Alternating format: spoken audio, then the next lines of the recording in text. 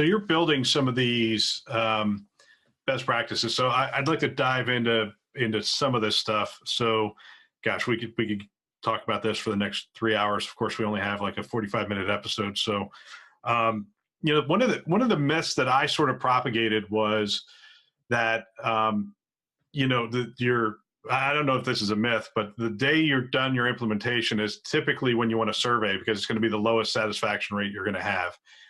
Because then you're going to start optimization, and every year after that, you should have increasing levels of satisfaction. But I think what I hear you saying is that's only true if you have certain things in place. So what are the organizations that score high versus the organizations that are scoring low? What do they have in place that leads them, as they're doing their optimization efforts, as they're investing, as they're increasing their focus on this?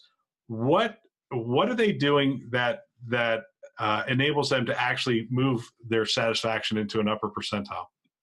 Yeah, that's a great question. You're exactly right. So we see some organizations. So some of the most satisfied organizations that we've measured, I'll give you an example. Metro Health in Cleveland has had Epic for a really long time. I gave the example of Kaiser Permanente. They've had Epic for a long time.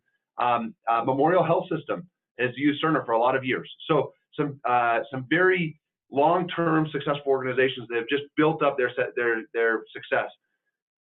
What they've done at these organizations, I'm going to give kind of a high-level perspective and then dive down a little bit. What they've done is they have built real teamwork around the EHR.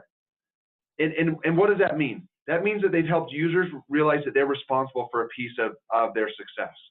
And that's tough to do, to help them realize that they've got to do some things in order to be successful. That takes really good communication and persuasion, and that makes sure that when you sit down for a training engagement, you don't just say, well, here's how you use the EHR. You say, look, our goal today is to work together as a great team in our care processes. Our processes are embedded into our EHR. So when we're talking about today's training, we're not just talking about the EHR, we're talking about how to work together as a team. We're also talking about some things that you're going to have to put into place to be highly successful. And there's things that we can't do to make you successful. You have to do these things. So let's dig into it, right? Just that little tiny beginning at the beginning of training can make a world of difference as organizations are really capturing the hearts and minds of their folks. They also have in place really good communication networks. It shows up in different ways. Some groups are really good at doing rounding, and they are visiting their clinics and visiting their departments and talking to them about where they need to improve.